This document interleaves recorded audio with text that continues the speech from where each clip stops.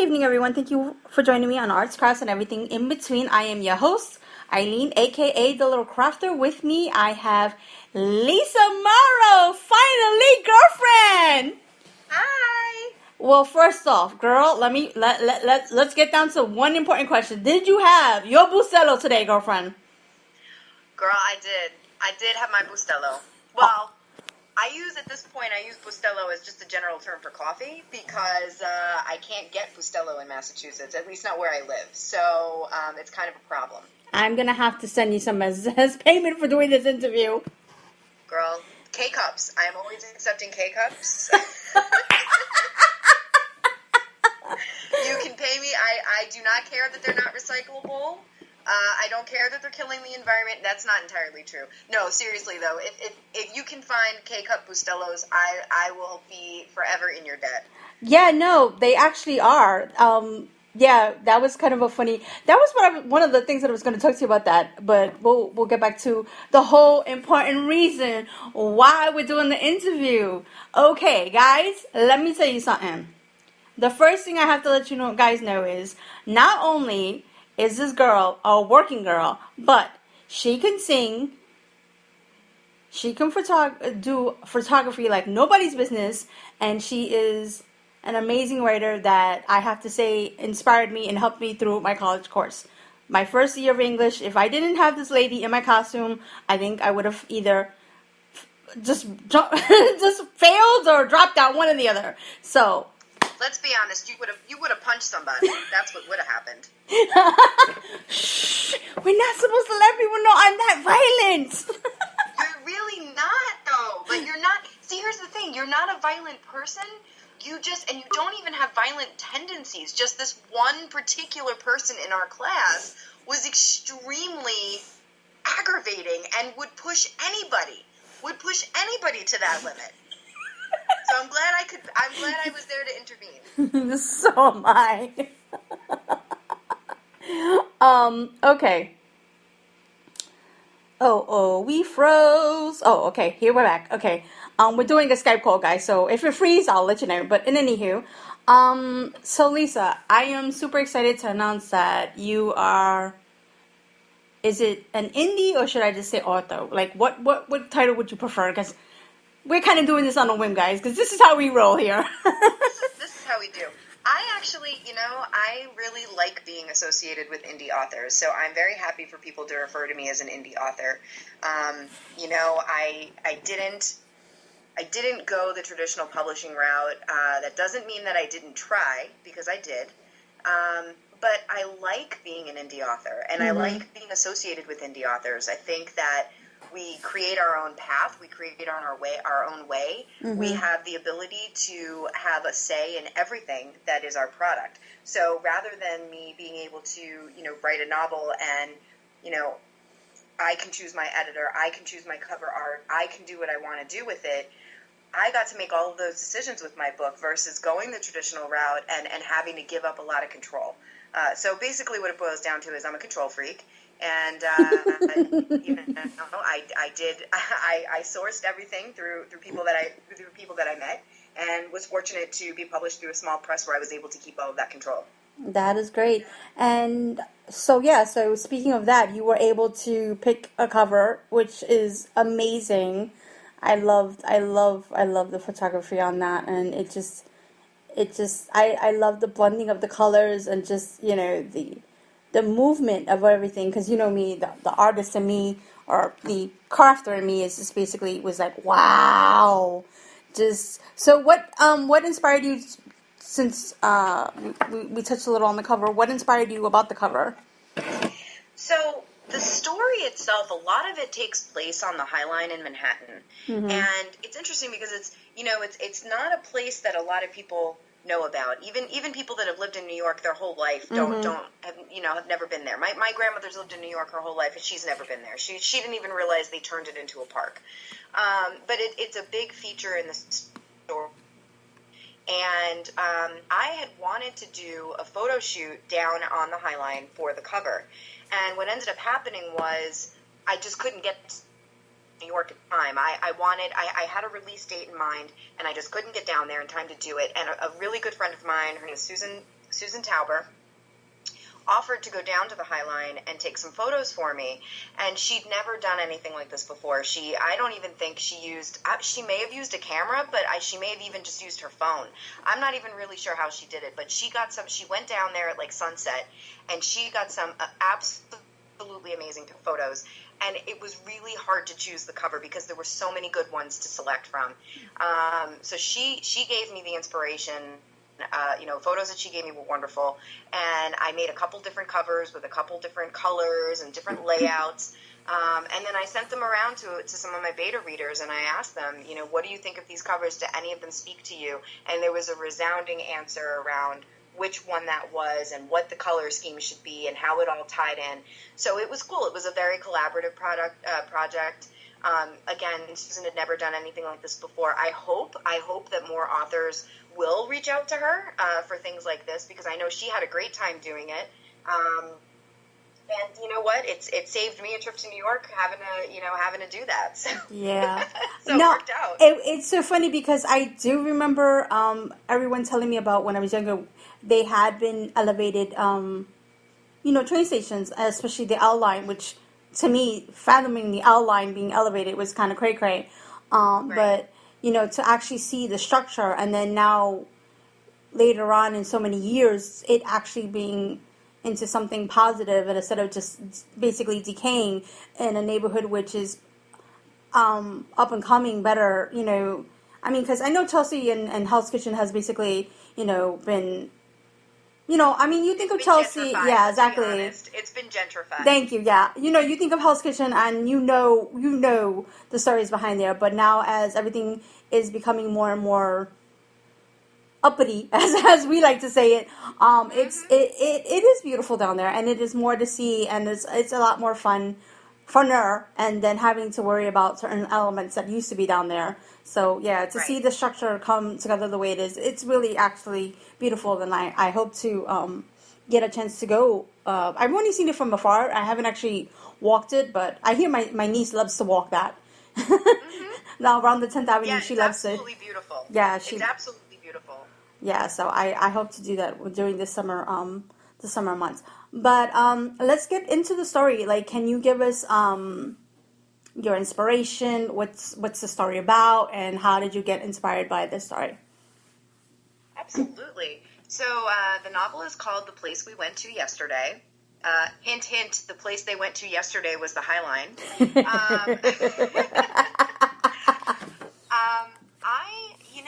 I had the pleasure of meeting someone years ago who became a really, really good friend, and she'd had a difficult life, and I took, I listened to her stories over the years, and I always told her, I was like, at some point, I'm going to write about you. Like, it's going to happen. Mm-hmm. And, she was very open about things that had happened to her. And, I approached her finally when I made the decision to sit down and actually get started on writing it.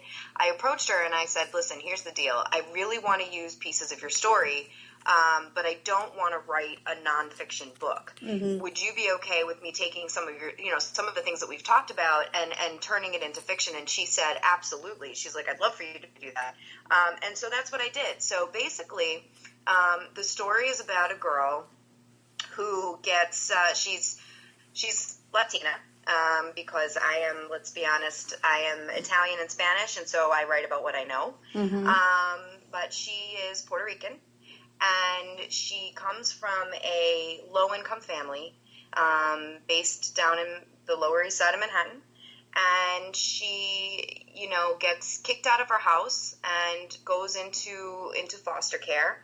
And it's really a story about her finding herself and becoming her own person. Mm-hmm. And I think that one of the big takeaways is from the story is that it doesn't really matter what your situation is. Mm-hmm. If you have enough motivation to do something different, you can do it. Mm-hmm. You can do it, and it doesn't matter what the obstacles are in front of you. You can do it. And I've seen her do it, and I watch her do it all the time, and I'm amazed. Every time I talk to her, I'm like, how do you do this? Like, you put me to shame. You know, I do so many things all day long, but I'm like, this woman puts me to shame. I will never be this good. She, I think I've met her, and she is an amazing person, and it was nice to hear. I know that you guys are much more closer than I am, but I can relate to some of her stories, and being from the Lower East Side, and having some trials and tribulations of my own as a teen. But yeah, she does make you feel like, wow, you get a when you talk to this person, you feel like you are just amazing, and amazed by her, amazing because she's an amazing person. What I wanted to say was that you get this sense of accomplishment, big or small, no matter what, and you feel just gratitude for every little day things that you go through, and you take away from that. It's just, she's an amazing person, and I'm glad that I've met her as well. So if the main character's listening, thank you. Shout out.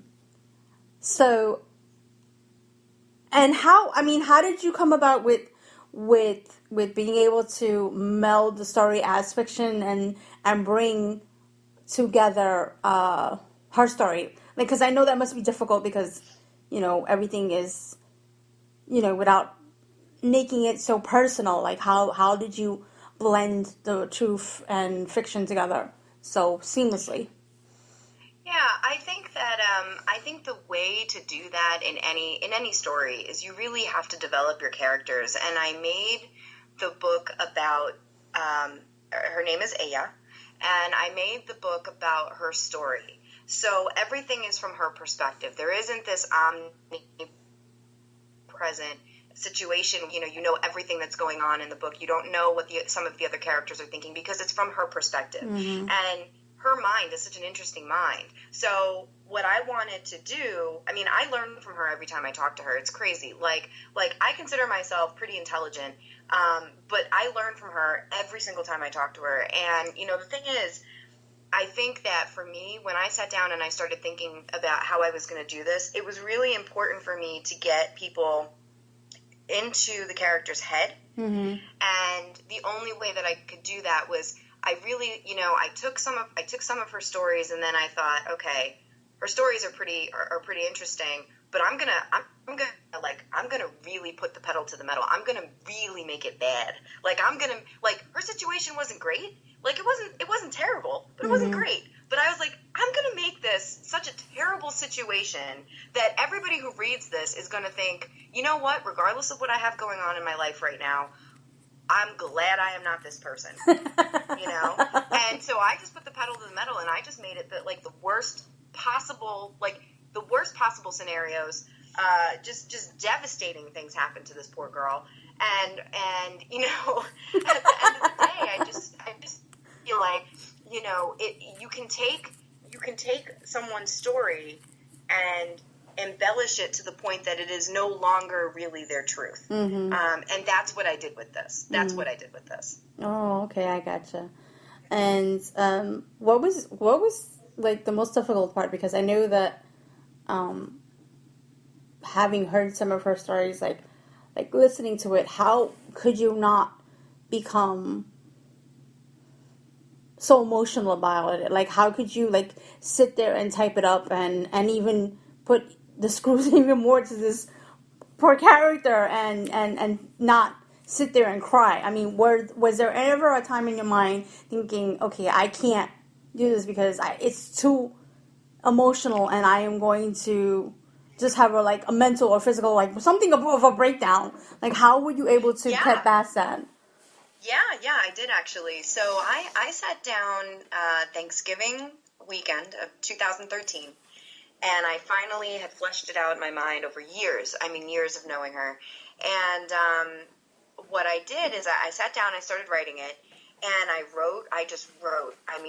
Everything just came pouring out. I had no structure. I had no plot, really. I didn't really know where the story was going to go. And I just sat down and wrote that weekend, and I wrote consistently for the next like 2 to 3 months, I wrote every day if I could, but definitely on weekends. I was writing for 4 or 5 hours, like each Saturday, each Sunday, because I work full time and I had to fit it in when I could.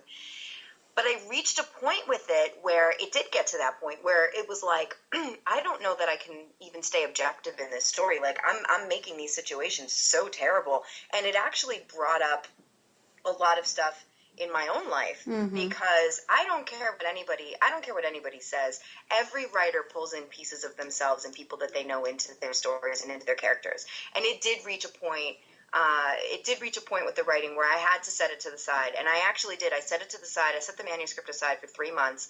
I was only about halfway done. And I put it to the side, and I was like, okay, I need a break from this right now. And I didn't really write anything else in the meantime. I wasn't working on short stories. I was working more on music and more on photography in that time period. And then I just said, you know what? I need to finish this novel. This is a story that needs to get told. I need to finish it. And I just picked it up, and I did not go back and reread what I had started. I just, read like maybe the last chapter that I had written and started from there, and just picked right up and started doing it. It's interesting that you said that, because that's like kind of a little bit of a tie-in to one of my my 6 steps to creativity, like go and do something else. That either to talk to somebody or to go for a walk, or just like not even bother going into your craft room, so that you can clear your mind. Because, like we've always talked about the creative mojo, how it just comes and it just leaves, and it's very like, okay, this is a rough time for you to be going through that, because, this is something that I know that you had in your mind, a strict deadline, and you were, I know we were back and forth every once in a while saying, oh boy, but it is an amazing story, and I am so proud of you and so happy for you. Just, you could not, wow, you nailed it. I just thought that it was an amazing story, and I really wanted people to know, go buy the book, people. So is it really difficult, for somebody for the publishing part of it? Because I know that since you were talking about it a little bit, but like, what happened? I mean, like, was it something where it was just not good timing, or too many people were like, oh, this doesn't read the way they wanted it or needed to be? What was the main decision? Yeah, so the issue is that there's really only like 5 big publishers left anymore. And they're really looking for things that have mass appeal. They're looking for things that are easy reads, that are not, that are packaging is slick and it's a good story. And it's not that I don't have a good story. It's just that it's difficult subject matter. I would say, if you have people out there that ever saw the movie Precious, there's a lot of similarities between the movie/book of Precious and this story. So it's easy to read, but it's hard to get those images out of your mind when you're reading it, and to think, it's based on someone, and some of this really did happen. A lot of it didn't, but some of it did. And so, I think that the feedback I was getting from agents was, we like your writing style, we think you're good, but this is a story that interests us. Some of the feedback was, okay, well, the character is a teenager, and this is not really subject matter that I'd want to put in front of a teenager. Well, I've had people read this from the ages of 16 all the way up to my grandmother is 85, and she read it. And so I think that it does appeal to a wide range of ages. It's not only women who've read it and have, reviewed it highly. I've had men read it and review it highly too. I think it speaks volumes to people, because everybody's going to pull something from the story that they relate to. Yeah. And the problem with publishing is that they need something that's going to grab you from minute one. And not that this story doesn't do that, but the other issue I just didn't want to. I'm a very impatient person. So I queried for about 4 months. And then I just said, screw this. I'm not going to do this. I could do this myself. Yeah. And the other side of it, it's a business thing too. It's a business decision, because if you get first you've got to get an agent, then you've got to get a publishing company to publish you. By the time an author gets their royalties from a traditional publisher, they're getting 20 to 30% of what they make. So if a book sells for $10 in the store, your author is getting $2 to $3 for that book.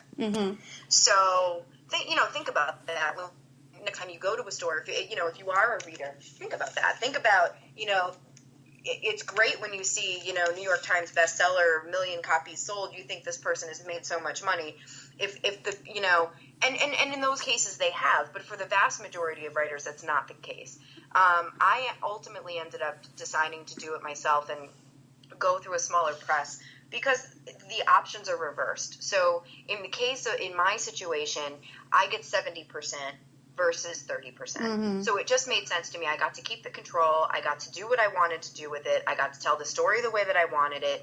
I didn't have a publisher telling me, well, you can't say this or you can't do that. I was able to do whatever I wanted, and I don't have to give up 70% of my income for it. I think my opinion, which listening to this, I kind of feel that this story needs to be told only for the simple fact is I think that more young girls need to see that it's not all roses and peaches and cream. You may live a life of certain privileges, but there is a downside to certain things, and that I think more teens and adults need to be more socially aware of, what goes on in certain neighborhoods, and that it's not because they choose this for themselves. It's because it's something that happens and nobody knows and nobody steps in and everybody's saying, oh, that's none of my business. That's none of my business. Right. And I understand. Look, I grew up in Miami in the 80s, and, not to give away my age or anything, but, but there was definitely, the influence of Cuban culture was really, really strong there. And I can tell you that it really influenced me as a writer. It influenced the way that I view the world. And what's bothered me throughout my life is that there aren't really, I have the privilege of being only of European descent, right? So only I'm Italian, Sicilian, and Spanish. I have the privilege of being of that. But a lot of people don't understand that not everybody has the same experiences, right? So you and I, we can walk down the street and you and I can have the same experience. But if I were to walk down the street with David, with your husband, he's going to have a very different experience than I'm going to have. It's noticeable that he's Latino. Yeah. Do you know what I mean? Yeah. So I think, I found that it was really frustrating to me that there weren't more diverse stories. There weren't more diverse characters. Okay, you're breaking up a little bit. I got tired of reading books about, I'm sorry to say this, but I got really tired of reading books that were just, white girls getting drunk and just stuff happening with white girls all the time. And I'm like, you know what? No, there's a whole nother world. There are so many other worlds of people out there that are not being represented in books, and entire situations that are not being discussed. I mean, a lot of this book, it's not just about poverty and getting yourself out of that situation and what education can do to help you with that. I mean, that is a big piece of it. But, we talk about weight issues in the book. We talk about being overweight, what that is to be in the world and be overweight, how it's viewed in one culture versus another culture. Oh, yeah. Girl. How she's viewed by people outside of her own culture versus people inside of her own culture. So, those are things that are not really discussed in a lot of books. Yeah, no. So I felt like there's a void out there. These are important things that we should be talking about. And there's more to life than just, let's write another book about a lonely housewife. Oh. Listen, there's a market for that. 50 Shades of Grey is doing very, very well, despite the fact that it's not well written. But you didn't hear that from me. I actually have not picked up that book. That does not seem to interest me at all. I don't know, it's just not my cup of tea. I haven't read it. I haven't read it. I just have very strong opinions about the articles I've read about it. I actually thought that there was this one article that was well written. It was an article that was written by a father to his daughter, and how he felt, hey, this may look good on film, but I don't want you to be in love with somebody that's going to toss you around here and smack you here and do this. S&M is good, but there's a time and a place for it. Exactly. Yeah, that's exactly like, I'm kind of embarrassed because I'm like, okay, dude, like, I don't think you need to know what your daughter does in the bedroom, but I thought that it was very nice that he was bold enough to say, that's not love.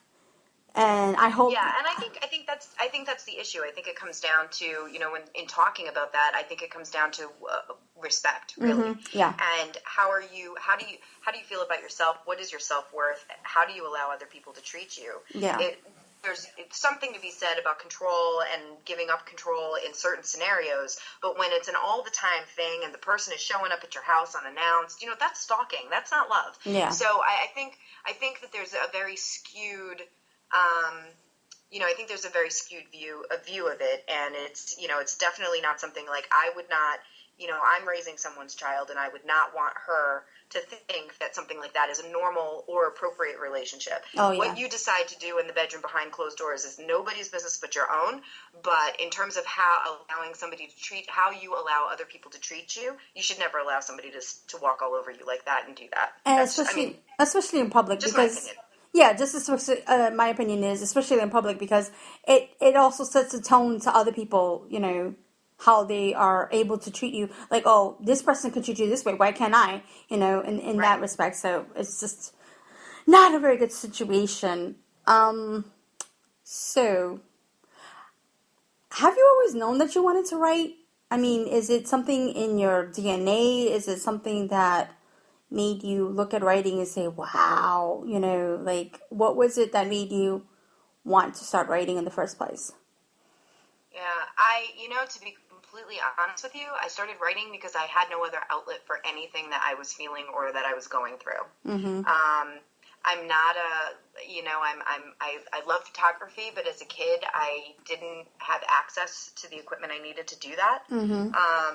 My father was a photographer, and when I would come up to visit, we would go on photo shoots, and I would sit in the darkroom with him and help him develop film. But I didn't have my own camera that I could use. I didn't really have that as an outlet.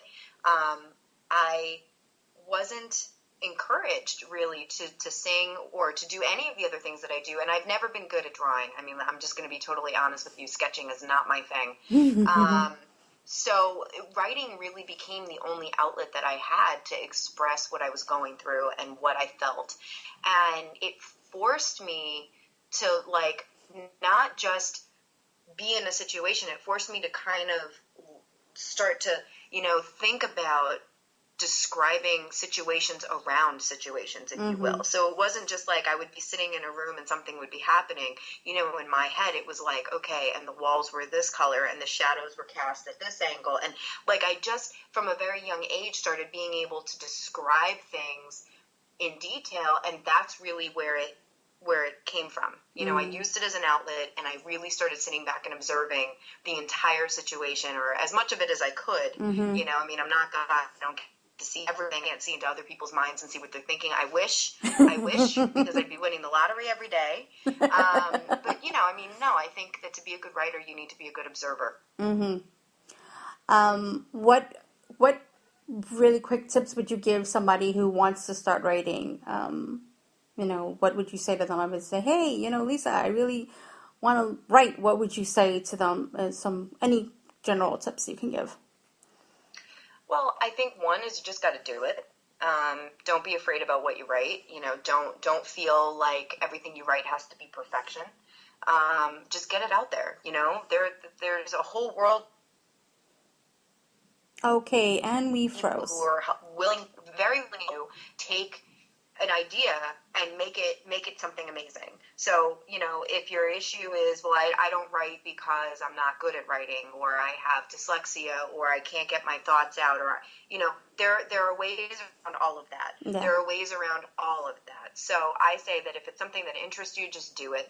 And I think the other thing is just, try to write every day, even if it's not a novel. You're not sitting down every day and writing, 15,000 words of your novel.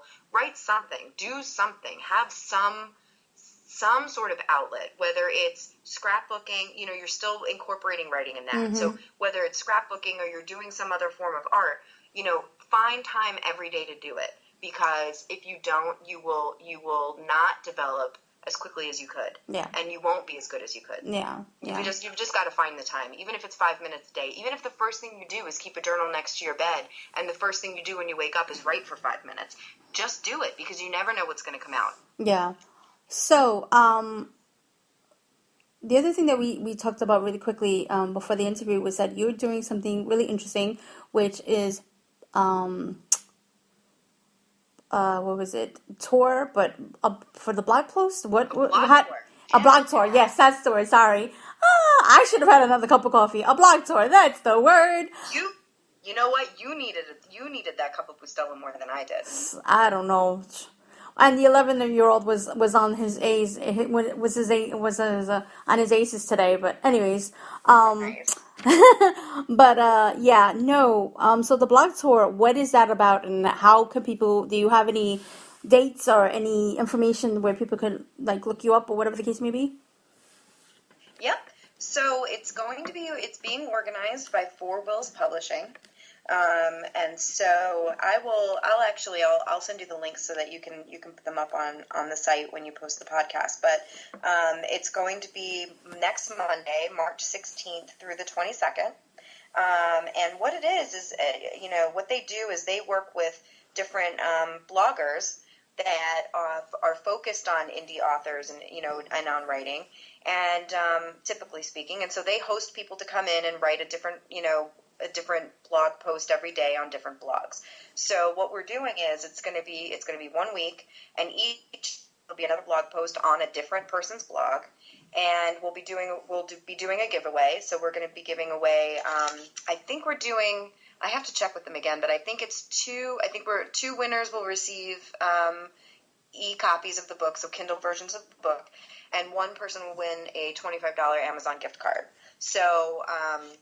And they're handling all of the logistics of that. But, it's fun. And I've already, started writing the post with a little bit more about, why the book was important to me, where the story came from. I have a blog post about time management, since I'm constantly asked, how do you do all of the things that you do with the same number of hours that every other human being in the world gets? So I wrote a post addressing that. And then more about the culture, why is it important to me? One of the main characters in the book, in the beginning of the book, is gay, and why is that something that was important to me? Why did I want to draw attention to that? So there's a lot of different elements in the book, and so the tour kind of will cover a lot of that. The other thing I want to mention is that next week, while I'm on tour with the book, the e-version will only be 99 cents. Woohoo! So it'll be on sale for 99 cents. So no excuses. You got $1 for coffee. You got $1 for a book. You're gonna have the book a lot longer than you will that cup of coffee. Yes. I don't know. Just saying. Awesome. That's great. So that would be really exciting. I do have to say that I have to finish reading it because some of the content was a little hard to swallow. But it was eye-opening and a good read. And I think that it's something that everybody should take a look into. And I think that hopefully this will give a nice little spotlight on also your book and also indie writers, because you know how sometimes when you think of indie, you don't think of good, they couldn't hack it. But I seriously don't think that, in your case and excuse me, and the other writers that you have said, oh, you got to check this person out, because you... And how do you find these people? You find the best books. Give me your secret, because, girl, Here's the deal. I was very fortunate. So my boyfriend is also a writer, Mm-hmm. and he Hey, published a boyfriend. novel. Hi, boyfriend. Hi, Brian Safinas. Shout out to the B. Hey.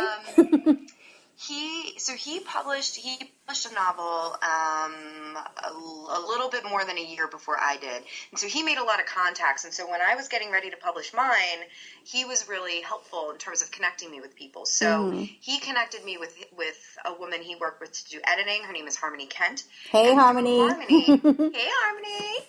And through Harmony, I became a member of a group called the Rave Reviews Book Club.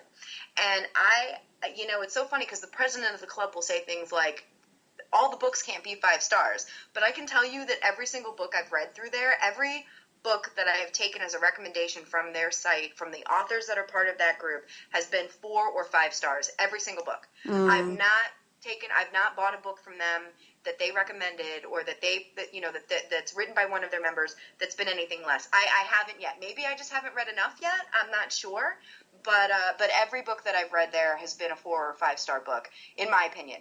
And I read a lot of different genres, a lot of different things interest me. So I can't even say, well, it's only the young adult section that's 4 and 5 stars, or it's only the historical fiction. Like, everything I've read has just been wonderful. So Rave Reviews Book Club has been really, really helpful. Another really good way to get quality indie books is through awesomeindies.net.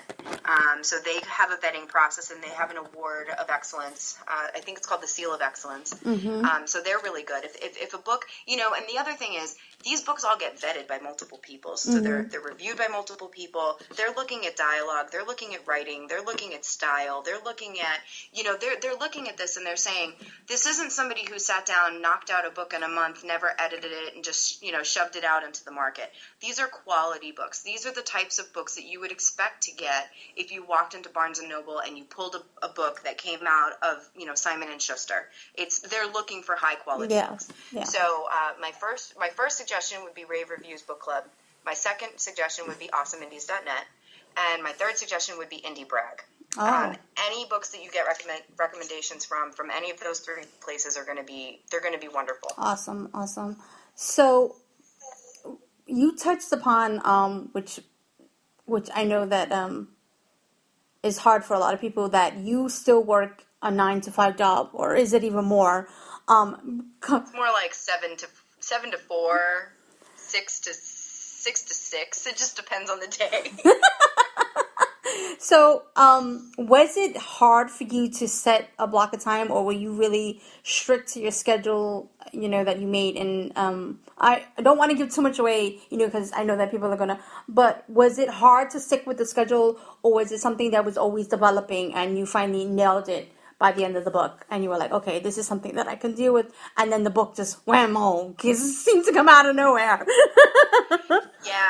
Yeah, I find that for me, my writing style, I need absolute, peace and quiet. I can't write with the TV on. I can't write music on. I need peace and quiet. So what I did is I would get up.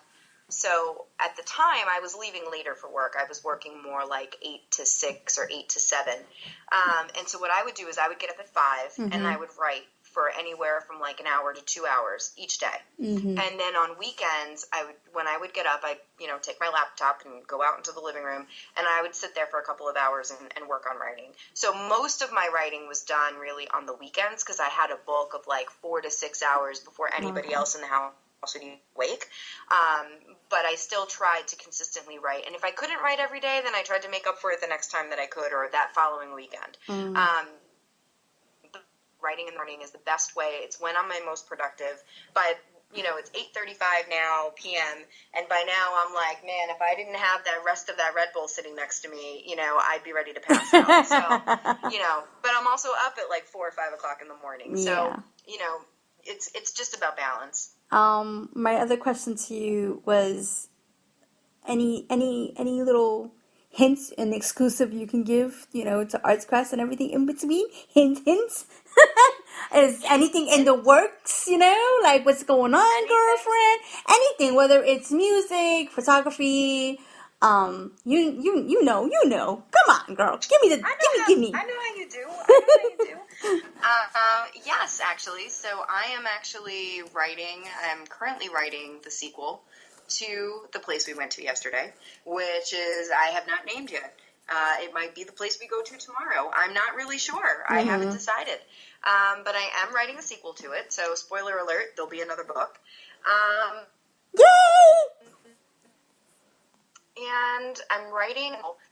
So I've got 2 novels in the works, and then one of the things, so I also sing in a band, and we've talked about, we had recorded an album last summer, maybe the summer before. I don't even remember when we did it. It must have been the summer before.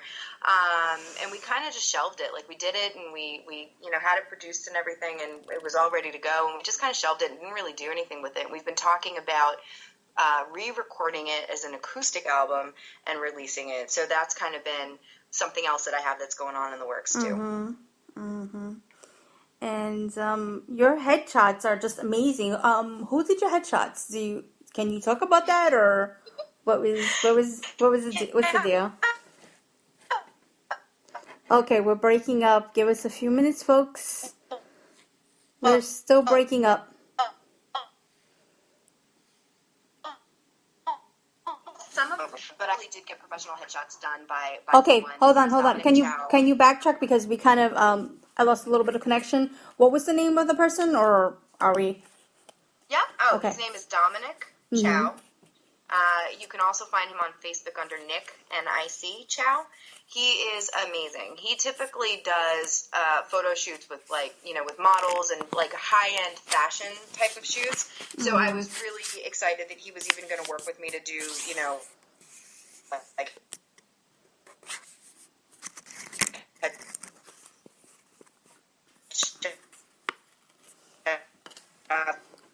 for my bio. Hey, Lisa. Yeah. I'm terribly sorry, but I think that the internet, we're having a little bit of internet problems. But so it was Nick Chow, and he does models, and he did an amazing job, and I'm really really happy. I was just so excited, because I just thought those were just. I mean, you take some wonderful pictures of yourself. But these were just something that I thought were just amazing, and I wanted to give the shout out to that person as well. The other person that I would like to say hello to. Nick is great. The other person that I would love to say hello to, because I hope that she listens and knows that I still care about her and her hubby, are your grandparents, Tina and Vinny. Thank you so much, guys. I've met you, and you guys are just amazing people. And also, I would like to say hey to Grace, because she's kind of my adopted niece / friend over there. So I'm gonna have to wrap this up, because unfortunately we're having internet problems right now. I don't know what's going on. So, but I just wanted to say thank you so very much. And really quickly, is there any links you would like to? Huh? Repeat that? I couldn't. I'm sorry. Yeah, we are having some internet issues. It was a little bit slow, but it seems to be better now. But I didn't catch your question. So Okay, any links that you would like people maybe to follow or anything like that really quickly, like a blog or site or anything. Yeah, people can check out my website. It's www.lisa-mauro.com. All of I have a blog. I have my essays. Some fiction is out there. Photography, my photo shoots, music. I mean, everything. Everything's out there. Alrighty, so check me out. Yeah, sorry, I didn't mean to cut you off. So, okay, guys, I will have all of her links on my my blog or site, whatever, because it's both, as you know. It's eileenthelittlecrafter.com, www. Or you can email me at littlecrafter1974@gmail.com for any more information. And thank you so much, sweetie. You are the best, and I look forward to maybe interviewing you again. And I hope to interview you again. Can you hear me? Can you hear me now? Thank you for having me. It was wonderful. All right. So bye for now, guys, and thank you.